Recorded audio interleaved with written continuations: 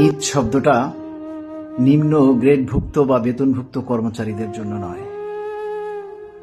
ঈদ আসে, ঈদ যায়। এই 10টা বছরে 20টা ঈদ আমরা পার করেছি।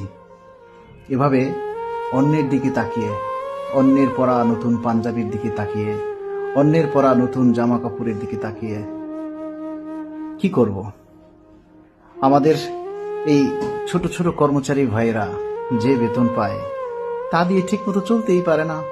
আবার ঈদ, কখনো কখনো ছেলে মেয়েদের আবদার পূরণ করতে পারে না, স্ত্রীকে একটা ভালো শাড়ি কিনে দিতে পারে না। এই ঈদে 15,000 টাকা বেতন পায়, সেই টাকা দিয়ে ঘর ভাড়া দিবে না, খাবে না, ইফতার করবে? আবার নতুন কাপড়ের তো প্রশ্নই আসে না। আমাদের অনেক কর্মচারী ভাইদেরকে দেখেছি মার্কেটের পাশ দিয়ে নতুন জামা কাপড়ের দিকে তাকিয়ে তাকিয়ে নিঃশ্বাস ফেলে। কখনো কখনো আমরা 2 বছর 3 বছর আগের পুরানা পাঞ্জাবি দিয়ে ঈদের নামাজ আদায় করি। আমাদের অনেক কর্মচারী ভাইয়েরা আছে যারা একটা নতুন পাঞ্জাবি কিনতে পারে না। কিন্তু প্রশ্ন হচ্ছে, এই পুরান জামা কাপড় দিয়ে নামাজ পড়লে আল্লাহ কবুল করবে তো?